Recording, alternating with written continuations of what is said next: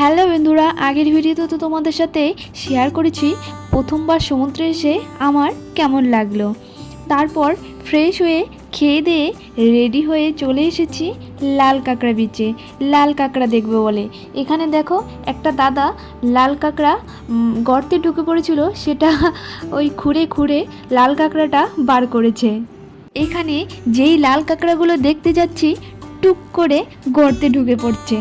সত্যি সমুদ্রের কাছে আসলে মনটা যেন হালকা হয়ে যায়, থাকে না কোনো চিন্তা, থাকে না কোনো ভাবনা, শুধু মনে হয় এই দৃশ্য দেখেই যাই আর দেখেই যাই। সমুদ্রের কাছে কিছুক্ষণ সময় কাটানোর পর আমরা চলে যাব বাজারে, কারণ আমরা বাজারেই ডিনারটা করব।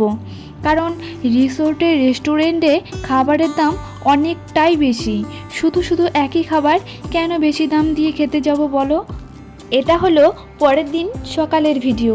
ভেবেছিলাম সূর্যোদয় দেখব, কিন্তু এসে দেখি সূর্যি মামা আমাদের আগেই উঠে গেছে। যাই হোক, এবার তো দেখা হলো না, পরের বার এসে অবশ্যই দেখব। আজকে আর সমুদ্রে স্নান করব না, আজকে ভেবেছি সুইমিং পুলে স্নান করে রেডি হয়ে বেরিয়ে পড়ব। সমুদ্র তো এমনিই সুন্দর, তার মধ্যে সকালের আবহাওয়াতে যেন আরও সুন্দর লাগছে, যেন মনে হয় সমুদ্রের গভীরে লুকিয়ে আছে অনেক রহস্য। সমুদ্র থেকে চলে এসেছি সুইমিং পুলে স্নান করতে, কিন্তু সুইমিং পুলে এসেও আমার ভয় লাগছে, আর তাই আর স্নান করতে পারিনি। শুধু মনে হচ্ছে আমি তলিয়ে যাব। বর যেই বলেছে তোমার হয়তো গলা অবধি জল হবে, আমি এটা শুনেই তাড়াহুড়ো করে উঠে পড়েছি।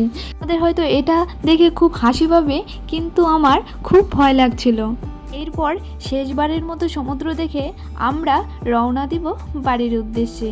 সত্যি এত সুন্দর দৃশ্য আর দেখতে পাবো না, এটা ভেবে যেন আর সমুদ্র থেকে যেতে ইচ্ছে করছে না।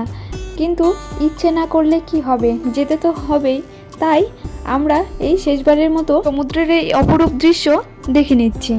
দেখে তো মন ভরছিলই না, শুধু মনে হচ্ছে আর একটু দেখি আর একটু দেখি, এই করে আমাদের টাইম হয়ে গেছিলো। এদিকে দেখো জোয়ার শুরু হয়ে গেছে, তাই এখানে সমুদ্র দেখতে যেন আরও সুন্দর লাগছে।